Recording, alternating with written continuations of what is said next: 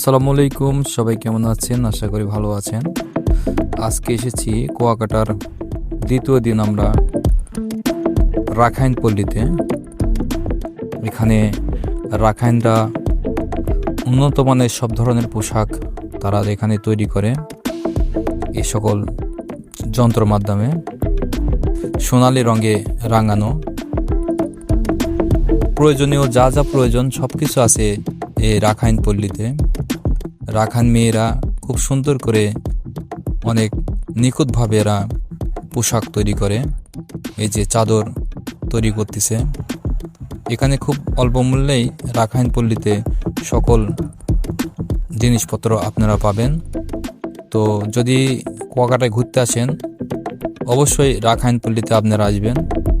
আর এখানকার সুন্দর সুন্দর পোশাক আশাক, বিছানার চাদর, তারপর ছেলে মেয়ে উভয়েরই অনেক সুন্দর সুন্দর জিনিস আছে, তা আপনারা দেখে শুনে ক্রয় করবেন। তো ধন্যবাদ সবাইকে, ভালো থাকবেন, সুস্থ থাকবেন। আসসালামু আলাইকুম।